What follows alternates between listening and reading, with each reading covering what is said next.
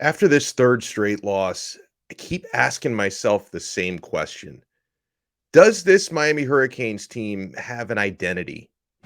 You are Locked On Canes, your daily podcast on the Miami Hurricanes, part of the Locked On Podcast Network, your team every day.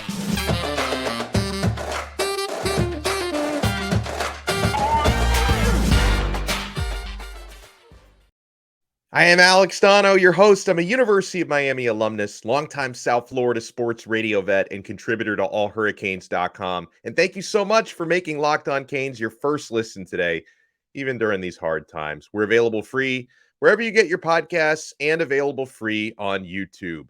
Want to talk about the things we learned after that 27-24 loss against the North Carolina Tar Heels.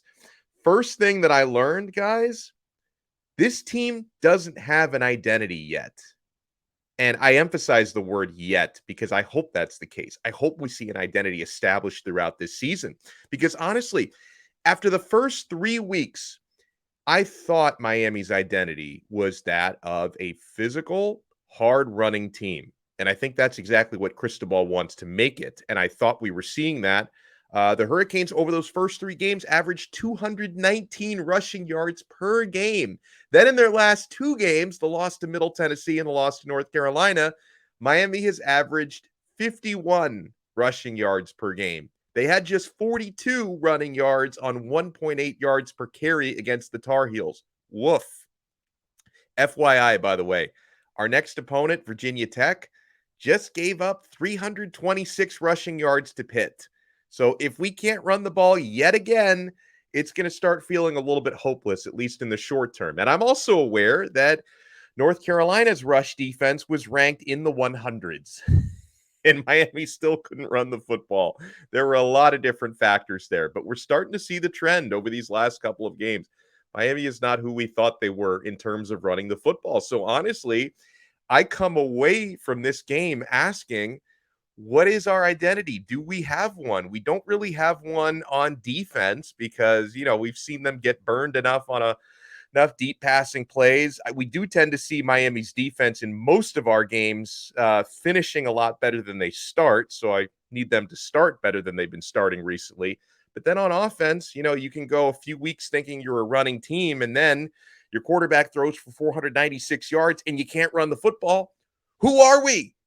Who are we? I don't think anyone knows right now. That's the first thing that I learned from this game. Miami still doesn't have an identity. The second thing that I learned from the North Carolina game, and I know this is kind of a knee jerk, but hopefully this gets sustained. I learned that Tyler Van Dyke can still play. Tyler Van Dyke is still capable of going out there and looking like a very good college quarterback. Yes, he went up against a bad defense. It was still a really good performance. Both of those things can be true. By the way, you can't just say, well, he only threw for 496 because the Tar Heels defense was bad. No, Tyler was more decisive. He had the proper touch on his deep throws, put up the second most passing yards in Miami history. I think Stephen Morris is the only guy who threw for more in a single game. Middle Tennessee, I think getting benched in that game was probably the wake-up call that Tyler needed, because then everything that he did during the bye week and leading up to UNC, working on his mechanics a little bit more, going back to some of the basics, having those extra sessions that he would do, the joint sessions with his offensive coordinator and with his quarterback's coach, that stuff seems to have paid off. So keep working like this, Tyler. I learned that Tyler Van Dyke is still capable of doing good things out there. Third thing that I learned, and this is honestly the biggest reason why Miami lost that game on Saturday. Miami seems incapable of playing a clean game. Missed blocks on short yardage, getting your running back blown up behind the line of scrimmage when you need just a yard or two. Dropped passes on third and fourth down. The overall reception production is getting better, but you still seem to drop passes when you need to catch passes the most. That fumble from Jalen Knighton on that fourth down, that was an absolute killer. That was an absolute backbreaker. These coaches have not been able to clean up the fine details that make a difference in winning a game by 3 points or losing a game by 3 points. I hope they can. It's why I always preach patience, talk about giving this coaching staff time. I hope they can fix this, because this team, They're still too sloppy. The fourth thing that I learned, and this may sound like a little bit of a cop-out, but this is just the facts, folks. Injuries didn't help, all right? When the margins are so thin, injuries don't help. The offensive line was decimated by the end of that game. Zion Nelson didn't suit up. He's had injury troubles all season long. I think the only games he even played in were the Southern Miss game and the Texas A&M game. So he's missed 3 out of the 5 games Miami has played so far. And then on the field, you lose your starting center, Ja'Kai Clark, early on with injury. You lost Justice Oluwaseun. He left the game early. Neither returned. So you were playing musical chairs with your offensive line group, which we admitted to start the year is not nearly as deep as they'd like it to be. At tight end, we found out Elijah Arroyo is out for the season. And hey, with the running game struggling, and a lot of this is on the O-line, of course, but with the running game struggling, it would be nice to have a guy like Don Chaney or Travante Citizen to be able to rotate in. Citizen's out the year. Maybe we'll expect to see Chaney. I think we'll expect to see Chaney at some point. I'll see if there's any update on his recovery today. But those are the big 4 things that I learned about the Miami Hurricanes in that loss to North Carolina and over the course of these last couple of games. And we're all hurting right now. It's a 3-game losing streak. So you guys let me know. Did I miss anything? What did you learn about the Miami Hurricanes from that 27-24 loss to UNC? You can tweet us at Locked On Canes. And if you follow us at Locked On Canes, we will follow you back. You can also drop us a YouTube comment. And I don't plug this enough. Please leave us an Apple Podcast review.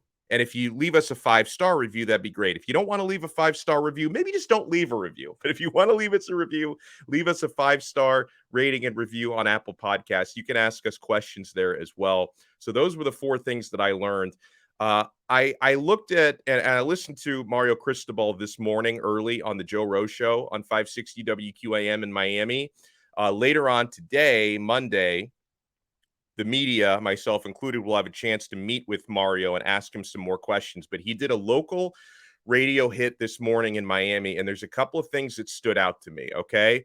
Coach was asked how his team can start winning games, close games like the one that they lost on Saturday. And he said, quote, resiliency is earned and it's worked for. And a lot of that showed up, he said. Learning to win requires that details be handled at the highest level. At our current talent level, we're going to be in a lot of close games that come down to the wire to the 4th quarter. Now, just that quote, I know a lot of people will take that as like he's dogging his talent level. I don't necessarily think that's what he intended to mean. I think maybe he meant it that we're going to be in a lot of close games in a good way. But if he does mean that in a negative way, is there really a lie there? Okay. So we can debate this, I'm sure. But let me continue the quote first. So ball security, repointing a mic when he walks outside, maintaining leverage on a pass rush so a guy doesn't escape and he moves the chains and they execute a drive. Those things have to show up consistently when we practice for them to show up consistently in the games in the most critical moments, because these games are going to come down to 3, 4, 5, 8 plays.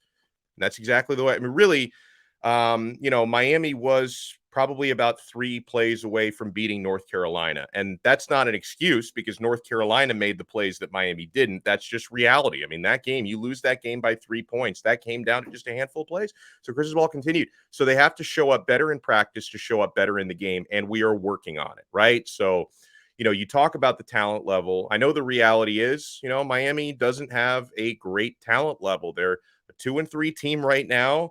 It's a lot of the same guys from last year who went 7-5. Hopefully we can even get to 7-5 with the way things have started off this year. But I don't think he's telling any lies there when he talks about the talent level.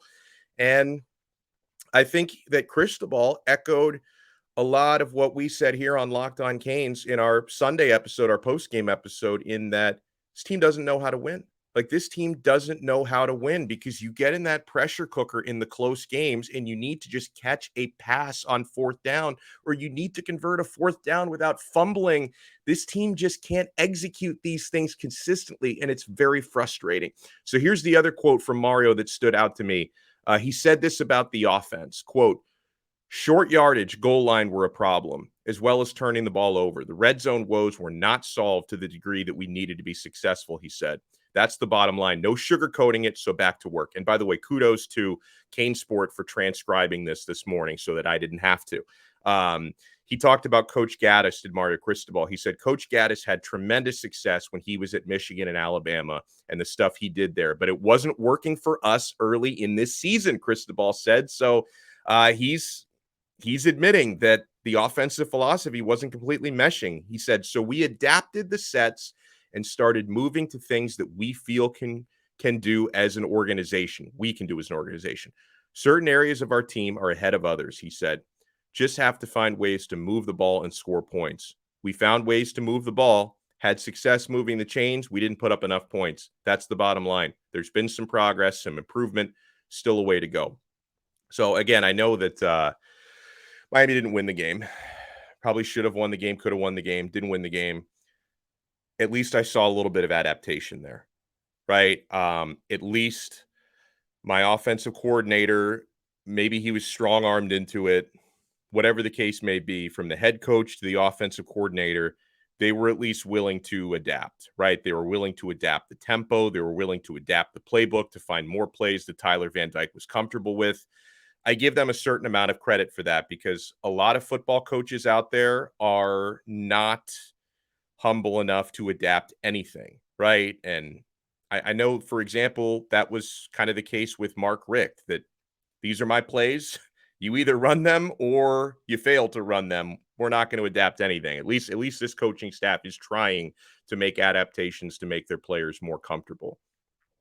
So we're going to open up the mailbag when we come back. Oh, you guys. A lot of you are being very rational. A lot of you are very frustrated, which I get. I try to be both of those things. We got some questions on recruiting. Is it going to be a pure catastrophe after this?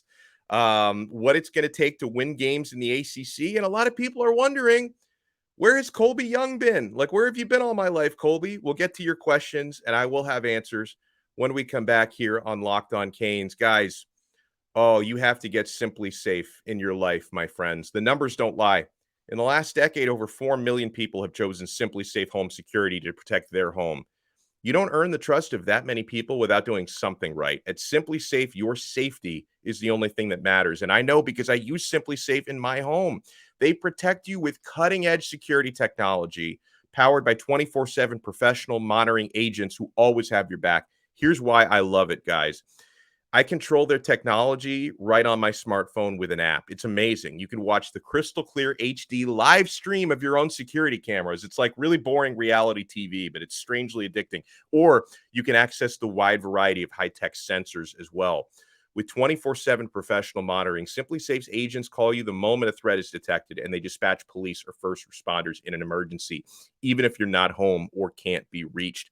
Our monitoring experts use proprietary advanced response technology to visually confirm when a break-in is real, so you get the highest priority police dispatch.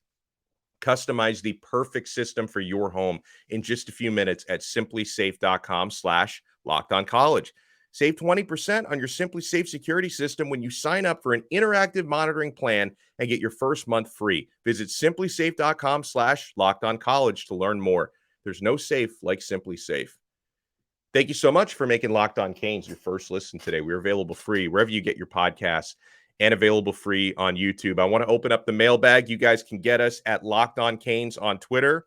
You can leave a comment on our YouTube channel at Locked On Canes or leave a comment on our audio podcast feeds as well. Leave us a nice review. Fear of a Cane Planet writes, the team is good, but to win games in the ACC, it has to play near perfect football. We have talent, but we can't afford drop passes, fumbles, dropped interceptions, not scoring on 4 downs at the 1 yard line. Oh, that was frustrating. And missed field goals, he says. See the whole forest, not just one tree. Obviously, I agree with a lot of what you say there because it's stuff we've been saying. I will say that for you to say the team is good, that might be a little bit generous. Like, and you guys know I love the Canes. Like, I'm decked out in Canes gear head to toe pretty much every day. I love the Miami Hurricanes. I've loved the Miami Hurricanes for almost 40 years. I'm 38 years old, by the way. I don't even know if I would call this team good right now. I think they can be good. I just don't know if it's going to take weeks or literally years for them to be good, because I think that this is an internal and external rebuild that's happening, right? It's got to not only happen with, getting these players up to speed with new offenses and new defenses that they've been learning throughout the season, but then also in the long term, getting certain types of recruits in here that can just that are just more equipped to run what these coaches want to run. It is a process, and I appreciate the fact that you have patience, because I have patience as well. Dominique writes, why wasn't Colby Young out there more instead of Ladson from the start? He actually fights for the ball and is willing to climb the ladder of passes. I am the president of the Colby Young fan club. I can tell you why Colby had a slow start to the season. When he came in, transferred in from junior college, there were just, from what I could tell and from what I understand, there were just a lot of little fundamental things that he wasn't up to speed yet. Like, he wasn't, I don't think, at a Power 5 level in terms of just footwork, route running. I think there were a lot of things that Colby Young had to polish. He's always had the size and he's always had the talent. Long wingspan, 6'5". He's fast, can fight for contested balls. I was always bullish on Colby Young. You guys know that. It took him a little bit of time to get up to speed. Now, I can only really speak on what happened in fall camp and scrimmages, because the practices were somewhat open back then. They've not been open since the season started. So, guys, I don't know why it took Colby 5 games to get involved. I don't know if that's on him or on the coaches. I don't. I wish I could tell you, because we all love to blame someone, right? Wouldn't we all just say, no, no, no, the coaches just, they were too unreasonable and too stubborn to give him a chance, or he just couldn't run a route until week 5. I don't know. I don't know what's true here, guys. And I'm not going to make something up for the sake of making it up. But I can tell you, I've been bullish on Colby Young for a long time. And I know when he transferred in from JUCO, it took him a little while to get up to speed. So he had an amazing drive in that game. 3 catches, scored a touchdown in that fourth quarter. Gamer. I hope we keep seeing more of Colby Young, because I like this player a lot. Austin writes in. He says, what's your realistic prediction of the offense and our future record following the North Carolina game? Okay, so we need to try and get a little bit more balance on the offense. Like, that's what Miami's really been missing. So early in the season, the running game was doing their job. The passing game was non-existent. Now, this last game, the passing game did their job and then some, and the running game was non-existent.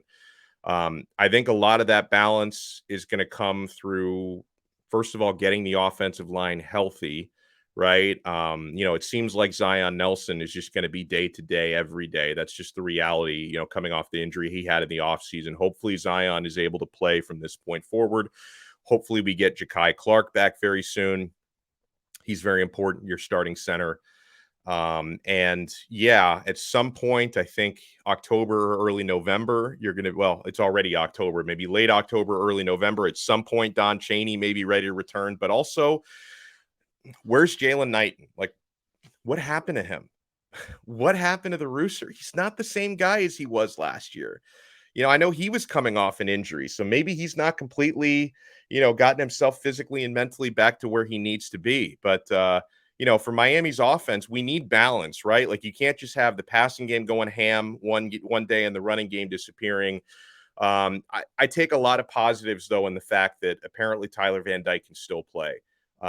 So yeah, we need to get the offense consistent, because, another one of the reasons why it's so hard to score in the red zone for this team is if on any given Saturday, either your running game or your passing game is completely out to lunch, that it takes away so many options in the red zone, and it tells the defense exactly what they need to stop in the red zone. So listen, the offense needs to find balance. As far as a realistic record, I can't give one to you, okay? Because these guys are playing like a 4 or 5 win team, which would be catastrophic, because then you're not even making a bowl game.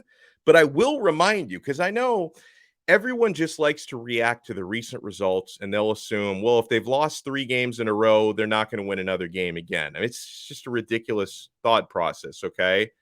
This team started 2-4 last year. I mean, they're 2-3 right now. I hope they don't fall to 2-4 because I think Virginia Tech is beatable. I think Virginia Tech is even more beatable than North Carolina was. So you should be 3-3 after this coming week. We'll talk about Virginia Tech throughout the week, of course. But I know a lot of people say, well, they're 2-3 right now. They're going to maybe win 3 or 4 games all year. Like, I don't know that because they started 2-4 last year and they finished 7-5. Because here's the thing. If you can clean up some of those execution problems we talked about, or even just get a little lucky in a few of your games where maybe you're lucky enough that Jalen Knighton doesn't fumble or Will Mallory like holds onto a ball on, third or fourth down when or your receivers actually know where the chains are, know where the first down marker is, and you're converting more of these and you score more points in the red zone. Don't be surprised if this team does rattle off a few consecutive wins. So, I don't know. I mean, obviously, my preseason prediction 10-2 is a laugher at this point. It's impossible to get to. You're not, I think this team can win 6 or 7 games. If you disagree, let me know in the comments.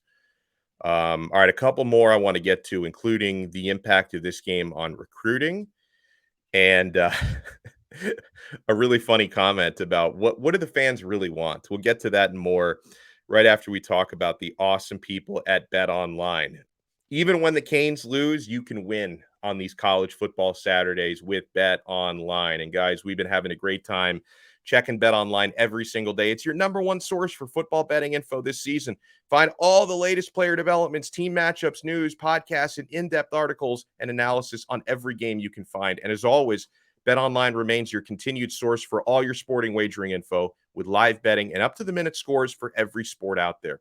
The fastest and easiest way to check in on all of your favorite games and events, including Major League Baseball playoffs, MMA, boxing, and golf. Head to betonline.net or use your mobile device to learn more. BetOnline, where the game starts. Thank you so much for making Locked On Canes your first listen and your first watch today. Just a programming note, today's Monday. So we're on a little bit early on the YouTube premiere and the podcast drop. We are going to be posting coaches' videos later today. We're going to be talking to Mario Cristobal, Josh Gaddis, the offensive coordinator, Kevin Steele, the defensive coordinator, and I will be posting videos of those conferences on Locked On Canes YouTube. So make sure you are looking out for that a little bit later today. All right. Austin asked me for my realistic prediction of the offense and our record following the UNC game. Even though Miami's sub 500 right now, I still think this team is going to be bowl eligible. I think they're going to win 6 or 7 games this year. Maybe they'll surprise me and do even better. I doubt they're running the table because Clemson's going to be a really, really tough game, especially being on the road. But as far as the offense goes, I definitely want to see a lot more Colby Young, and we just need to see a lot more grit from Miami's running backs, because regardless of what the offensive line is or isn't doing, I just think we need to see those legs churning a little bit more, and I hope Jalen Knighton can get his confidence back, okay? Let's go to the next question from Julian. Julian writes in, for the mailbag, I was wondering if you could talk about the impact that this loss had on recruiting and the overall thoughts from the commits after the loss. Well, first thing, obviously a 3-game losing streak and another home loss, it can only hurt. Like, it can't help. Like, I'm not going to pretend everything's fine. It doesn't matter how many games you lose. The recruits are the recruits. Obviously, it doesn't help. But I do take a lot of comfort in, and I know our pal Gabby Urrutia was talking about this after the game. He covers recruiting for 24/7 Sports, and I get the same sense that Miami's verbal commits, right? When you think about the Maui Goas, the Jaden Waynes, the Jaden Rashadas, list on down, Ray Josephs, they are all at least saying that they are firmly committed. They are not wavering. They are not wavering, right? So I think there's a pretty good chance you keep the vast majority, if not all, of your verbal commits locked in. It's easier said than done because other schools are trying to snipe them, right? Negative recruiting, like, look at how bad Miami's doing. Come here, come to Alabama, because, so Alabama's going to be trying to poach some of these players. Florida State, if Florida State beats Miami in a few weeks, they're going to try and poach some of these players. But the current verbal commits seem very locked in, which is great. And because I think that sometimes, one of our mailbag questions said something about, being able to tell the difference between one tree and the entire forest. That's been the key in recruiting, that this coaching staff is still, they are selling these guys on the vision. They're selling these guys on what Miami can be and will be versus what Miami is right now. That's not going to work on everybody, because some of these players are going to say, well, I wish you guys were blowing everybody out today, so I know that we're going to be in a great spot tomorrow. So some players are going to think more in the short term, but I think the approach from these coaches in recruiting hasn't changed a whole lot, because they still have their vision, they still have their plans, they still have the idea of, what they want to sell these recruits on for the future. And it seems like most of these guys are buying in. But obviously, the more games that you lose, it's going to be harder to win battlegrounds for future players. Like, does this make it harder to get a guy like Ruben Bain, who's also getting, recruited by Alabama and some other big time schools? I'm sure it makes it a little bit harder for that, right? Does it make it harder to get guys like Damari Brown and Christopher Johnson? I'm sure it does. So it can only hurt. But I think you can breathe a sigh of relief that the current verbal commits are all behind the scenes, and when the mics are on, they're all saying pretty positive things about being committed to this class. Thank you, Julian. King Moss writes, question: do Miami fans want TVD to throw the ball around and look good, or do they want Miami to run the ball? Make up y'all mind, he says. I think the answer to your question is yes. I think they want both of those things. If you're throwing the football for 500 yards and running for 42 yards, yeah, Miami fans are going to be upset. If you're running for 220 yards and you're throwing for 150 yards, the fans are going to be upset. I think that how about this? I don't care for how many yards you throw for or how many yards you run for. I want to score more points. I don't care how you get there. He scored 9 points against Texas A&M. Didn't score a touchdown. You scored, 31 points, but you lost by 2 touchdowns against Middle Tennessee. You scored 24 points against North Carolina. I don't care how many yards you throw for or how many yards you run for. I just want to score. I just want to score 40, 50 points, right? And in today's college football, that's not a ridiculous thing to ask for. 20 years ago, you'd be like, you want to score 40 or 50 points. But not today's college football. I want to get some games where we're scoring in the 40s and 50s. They scored 70 against Bethune-Cookman, which obviously doesn't mean anything against an FCS opponent. But I want to be scoring. I just want to score more touchdowns, man. I don't care if TVD throws for 150 and you run for 150. You get some balance. You move the chains. You execute in the red zone. Just score more points. That is all that I ask for. All right, so I am off. I'm going to head up to Coral Gables, about an 8-mile trek from where I live. I'm going to head up to Coral Gables. Going to talk with Mario. Going to talk with Gaddis. Going to talk with old Kevin Steele. And we will be posting those videos throughout the day. So huge thank you and shout out to you guys for making Locked On Canes part of your day. Make sure you get more on the ACC by making Locked On ACC your second listen every day. Host Candace Cooper and the local experts take you across the ACC in 30 minutes, and I join her every Thursday. So thank you for making Locked On Canes your first listen. We will talk to you guys again on another episode of Locked On Canes, part of the awesome Locked On Podcast Network, your team every day.